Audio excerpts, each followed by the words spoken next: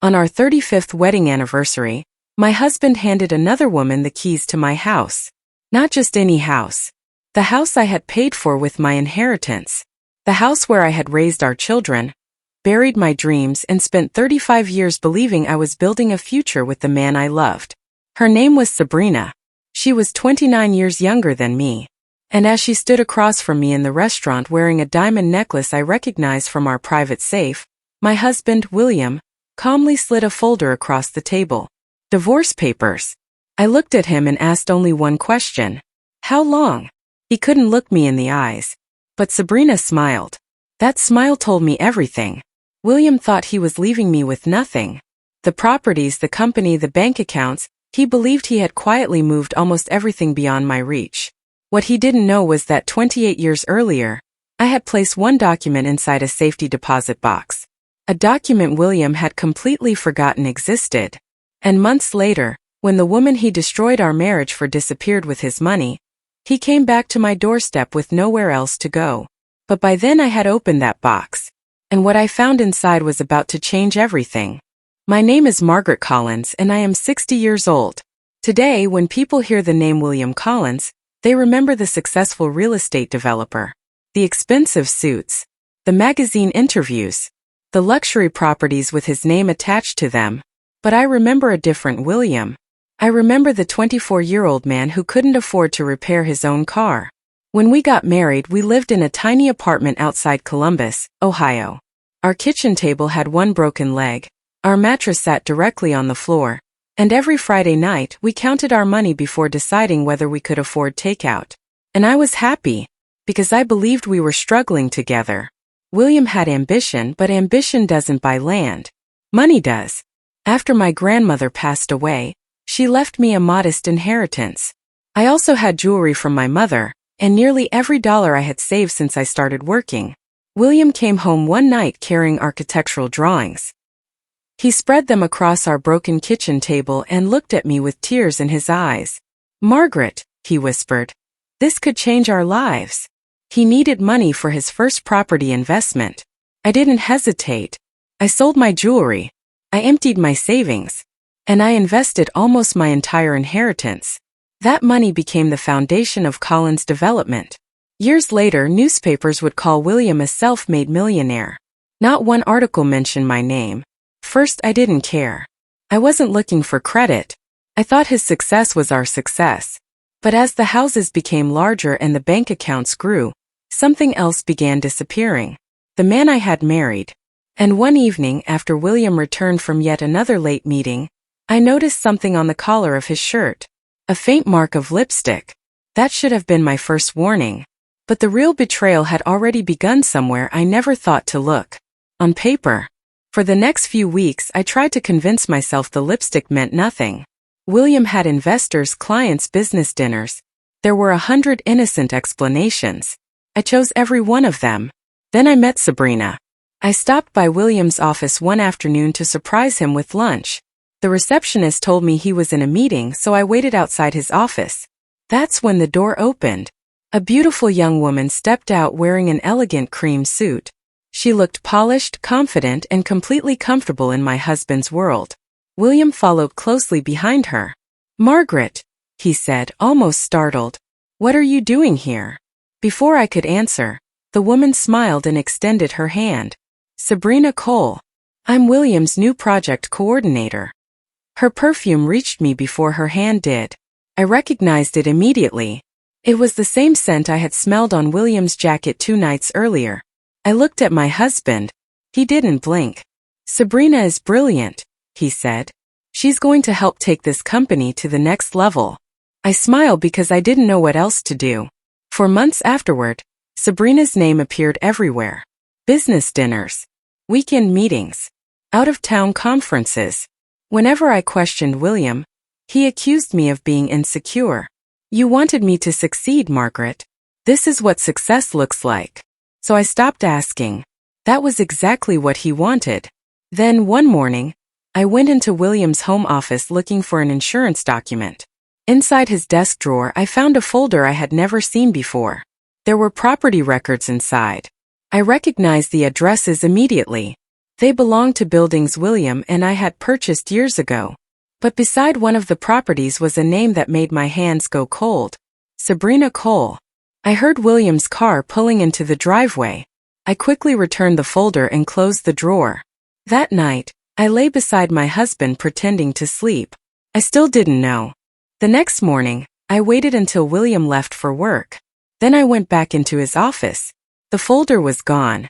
For the first time in 35 years, I searched through my husband's things.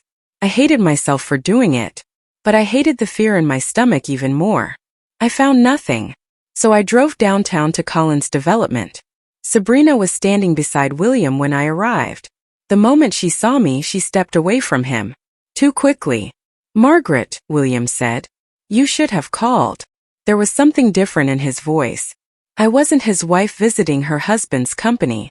I was an interruption. I asked him about the property records. For half a second his expression changed. Then he laughed. "Those are restructuring documents. Sabrina's managing the new holding company. Why is her name on our properties?" His smile disappeared. "They're company properties, Margaret. Not ours." I stared at him. That wasn't true. At least I didn't think it was. That evening, I opened our filing cabinet at home and began searching through 30 years of financial records. Several folders were missing. Deeds, partnership agreements, even documents connected to our house. When William came home, I confronted him. He didn't apologize. Instead, he became angry. "You've never understood the business," he said. "Let me handle what I built." What I built. Those two words hurt more than I expected. I reminded him about my inheritance, my jewelry, the savings that had funded his first project. William looked directly at me and said, "That was 30 years ago, Margaret." As if time had erased my sacrifice. That night, after he fell asleep, I remembered something. Years ago, when Collins Development was still operating from our tiny apartment, our first attorney had insisted I keep copies of the original partnership documents. I hadn't seen them in decades, but I remembered where I had put them. The next morning, I drove to the bank. I hadn't opened my safety deposit box in 28 years. When the bank employee placed it in front of me, my hands trembled. Inside were old photographs, my grandmother's letters, and a sealed brown envelope. I reached for it. Then my phone rang. It was William. "Margaret," he said. His voice was unusually calm. "Our anniversary is next week. I've planned something special." I looked down at the envelope. I almost opened it. Instead, I closed the box. I had no idea that William was planning something special. Just not for me. For the next 7 days, William behaved like the man I used to know. Flowers arrived at the house. He made dinner reservations at one of the most expensive restaurants in Columbus. He even left a handwritten note beside my coffee. 35 years. I haven't forgotten. For one foolish moment, I wondered if I had misunderstood everything. Maybe Sabrina really was just an employee. Maybe the documents had a reasonable explanation. Maybe my marriage could still be saved. On the night of our anniversary, I wore the same pearl earrings William had given me when our first major project succeeded. I arrived at the restaurant expecting a private dinner. Instead, William was already seated. And he wasn't alone. Sabrina sat beside him. My heart began pounding. Around her neck was a diamond necklace I recognized immediately. It belonged in our private safe. "Sit down, Margaret," William said. There was a folder on the table. I didn't touch it. "What is she doing here?" William took a slow breath. "Sabrina and I are together." 35 years of marriage disappeared in one sentence. Then he pushed the folder toward me. Divorce papers. I looked at Sabrina. She didn't appear ashamed. She looked relieved, as if she had been waiting for me to finally leave her seat. William explained that our marriage had been over for years. He said we had grown apart. He said Sabrina understood the man he had become. Then he placed a set of keys on the table. My keys. The keys to the house where I had raised our family. "Sabrina will be moving in," he said quietly. "I've arranged another place for you temporarily." For a moment I couldn't speak. "You gave her my home?" William's eyes dropped to the table.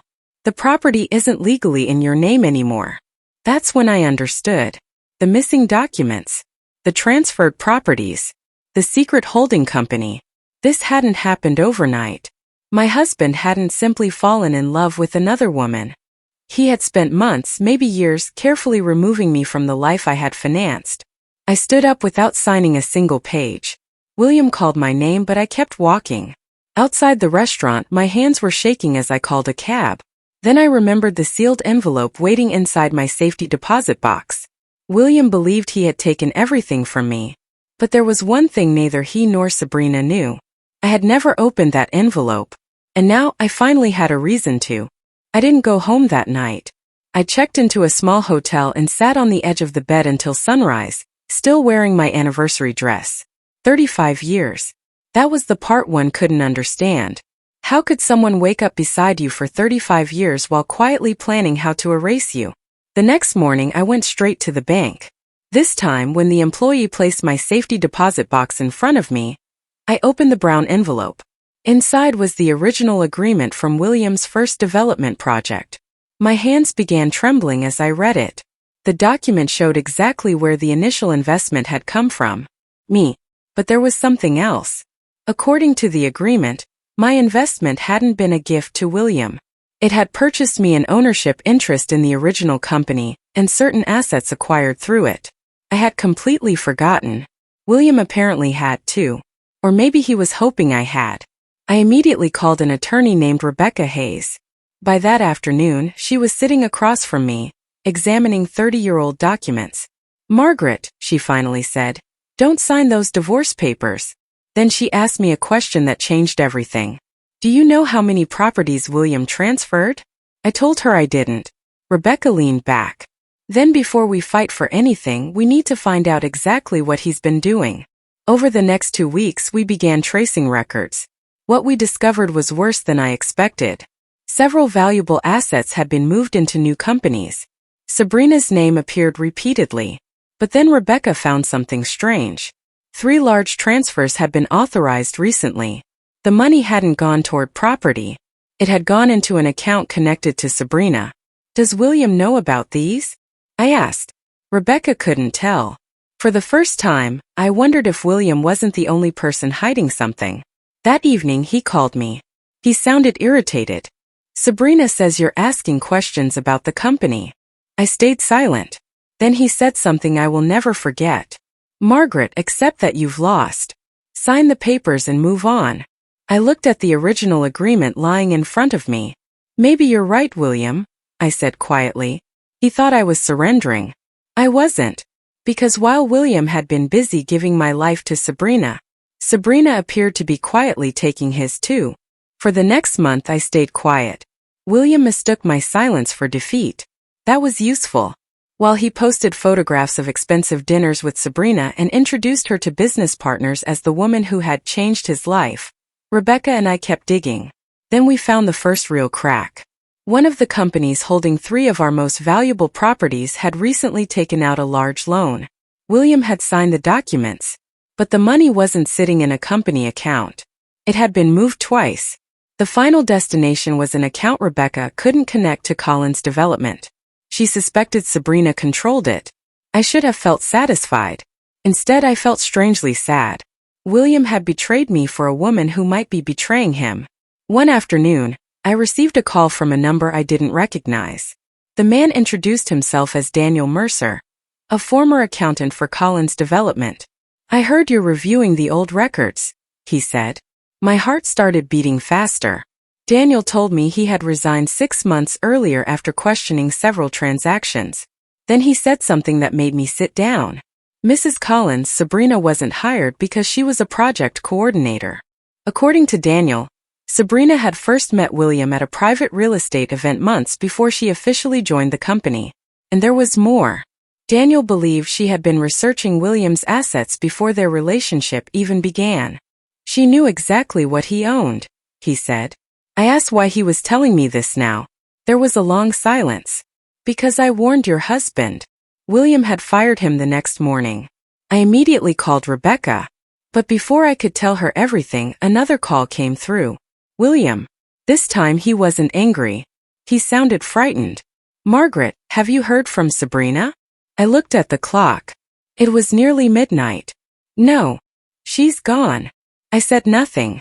Then William whispered the words that changed the entire fight. So is the money. By sunrise, Sabrina's phone was disconnected. Her apartment was empty. And several accounts William thought he controlled had been drained. The woman he had given my home to had disappeared. But when Rebecca called me later that morning, she told me not to celebrate. Because Sabrina had left something behind. A document with my signature on it. There was only one problem. I had never signed it. When Rebecca placed the document in front of me, I stared at my own name. Margaret Collins. The signature looked almost perfect. Almost. It authorized the transfer of my interest in one of the original Collins development properties. According to the date, I had signed it 8 months earlier. I knew exactly where I had been that day. In the hospital, sitting beside my sister after her surgery.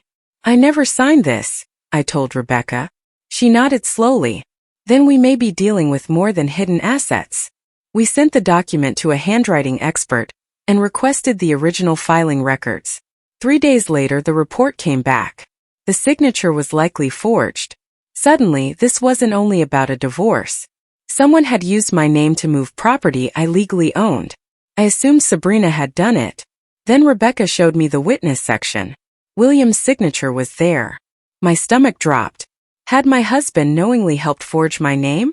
I called him immediately. He arrived at Rebecca's office looking nothing like the man who had humiliated me at our anniversary dinner. His expensive suit was wrinkled. His eyes were exhausted. When Rebecca placed the document in front of him, his face went pale. I signed as a witness, he admitted. Sabrina told me Margaret had already approved everything. I laughed, but there was no humor in it. You believed your mistress over your wife of 35 years? William lowered his head. For the first time he looked ashamed. Then Rebecca asked him how much money Sabrina had taken. William whispered the number. Nearly everything liquid. Worse, several properties were tied to loans he could no longer afford. The empire I had helped build was collapsing. Within weeks, William sold his car and moved out of the house he had promised Sabrina. I heard nothing from him for almost 2 months. Then during a cold November evening, someone knocked on my door. I opened it. William stood outside carrying one small suitcase.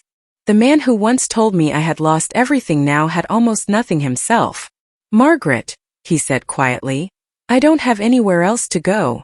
I looked at the man I had loved for most of my life. Part of me wanted to close the door. But then William suddenly grabbed his chest and collapsed on my front porch. For one terrible second, I forgot everything William had done to me. I forgot Sabrina, the divorce papers, the house, the forged signature. All I saw was the man I had known for 35 years lying on my front porch. Called 911. At the hospital, doctors told me William had suffered a cardiac episode brought on by stress, exhaustion, and an untreated condition. I sat in the waiting room until morning. Not because I wanted my husband back. Because I refused to let his cruelty decide what kind of person I would become. When William opened his eyes, I was standing beside his bed. He looked at me and began to cry. I'm sorry. For years I had imagined hearing those words.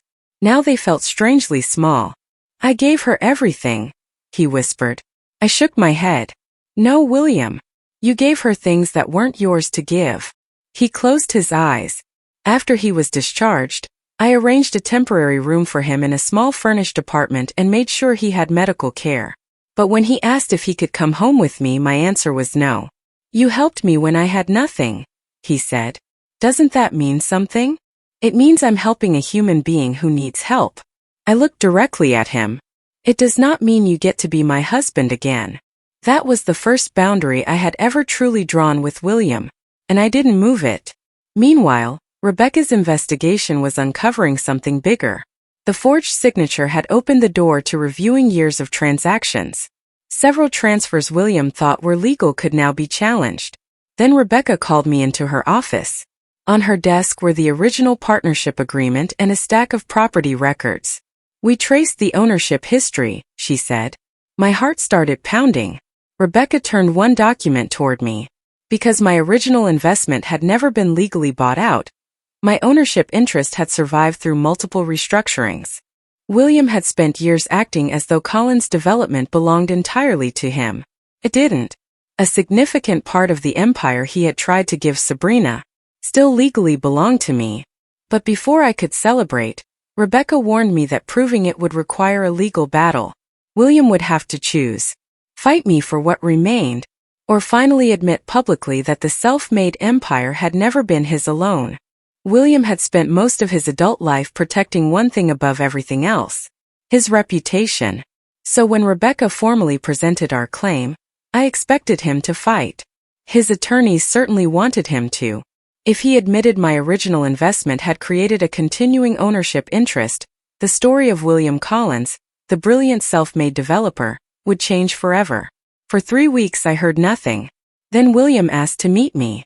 We sat across from each other in the same small apartment I had arranged for him after the hospital. He looked older. Not poor. Older. As if losing Sabrina and the money had finally forced him to see every year he had wasted.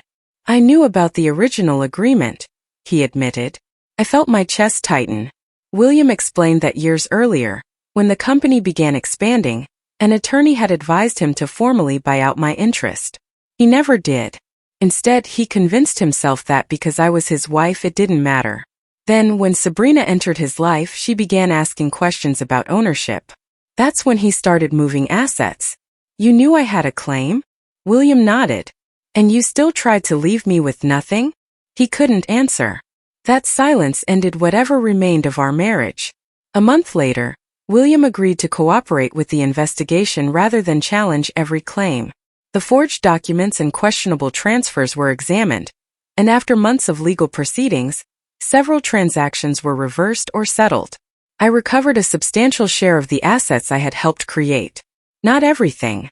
Some money was gone forever. But I got something more important than revenge. My name back. My contribution back. My truth back. William eventually moved into a modest apartment. I continued helping coordinate some of his medical appointments, but I never invited him into my home. One afternoon he asked me a question. If Sabrina had never taken the money, would you have fought for all this? I thought carefully. No, I said. Because before you gave my life away, I didn't realize how much of myself I had already surrendered. Months later, I stood outside one of the properties returned through the settlement. Rebecca asked what I planned to do with it. I looked up at the building. I already knew. I wanted to turn it into temporary housing for women rebuilding their lives after betrayal and financial abandonment. But just before we finalized the plans, Rebecca discovered one last document. This one wasn't about William. It was about Sabrina. And it revealed where some of the missing money had gone. The document Rebecca found was connected to an account Sabrina had opened under a shell company. Investigators eventually traced part of the missing money through several transfers. Sabrina hadn't simply fallen in love with another man and disappeared.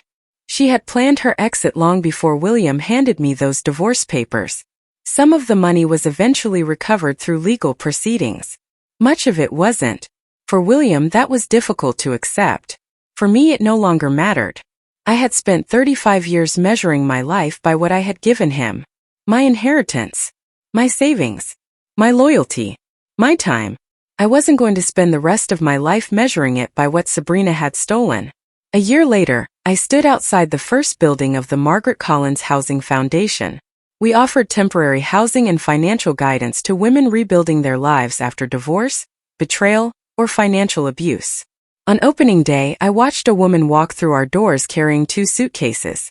Her hands were trembling. I recognized that look. I had worn it myself the night of my anniversary. She looked at me and asked, "How did you start over?" I smiled. I stopped waiting for someone else to give my life back to me. William came to the opening. He stood quietly at the back of the room. After everyone left, he approached me. "You turned everything I destroyed into something good," he said. "No," I replied. "I rebuilt what I should never have allowed you to control." He apologized again. This time I believed him. And I forgave him. But forgiveness did not mean reconciliation. William and I never remarried.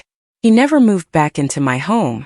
I continued helping when his health became difficult because compassion was still part of who I was. but my boundaries remained.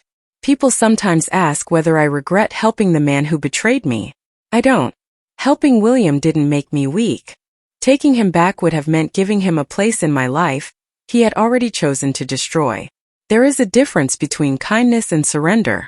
I learned that at 60 years old. My husband gave another woman the keys to the house I had spent my life building. But in the end, neither William nor Sabrina understood something. A house was never the most valuable thing I had built. I had built myself. And once I finally understood my own worth, no one could take it from me again. Because a woman may help the man who broke her, but she does not have to hand him the power to break her twice.